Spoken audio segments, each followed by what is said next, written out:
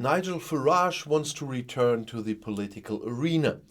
Mr. Brexit is a danger for Prime Minister Boris Johnson, also because he appears differently today than in the time of the Brexit campaign.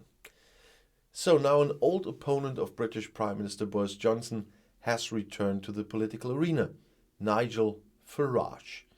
Johnson has to fear more than opposition leader Keir Starmer, because Mr. Brexit wants to lure him away from the voters in the north of England, who gave the Tories an overwhelming majority in the 2019 general election.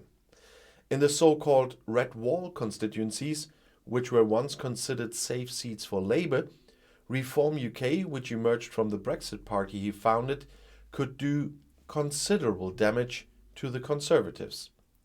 Because the exit from the EU was not carried out properly from the point of view of many Brexit supporters. The government's net zero climate policy comes at a significant cost to average earners. Rising energy costs are accompanied by tax increases. In addition, more and more migrants are crossing the English Channel by boat, which gives the lie to the claim that by leaving the community of states, one has regained control of one's own borders. I understand the disillusionment of Red Wall voters who believe that Brexit will usher in new politics, Farage wrote in an add-on for the Daily Telegraph.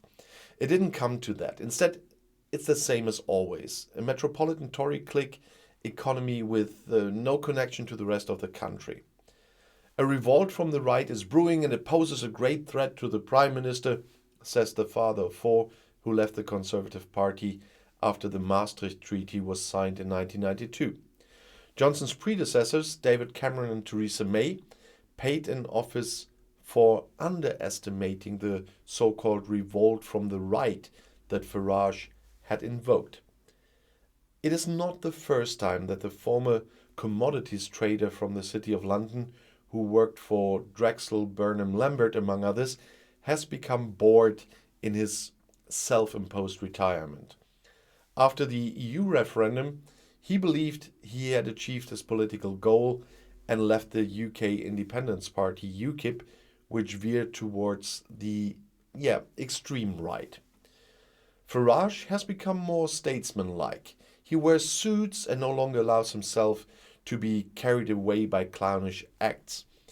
That makes him more dangerous, by the way. In the pandemic year 2020, he came up with the idea of turning the Brexit party into an anti-lockdown party. However, he was busy campaigning for his friend Donald Trump.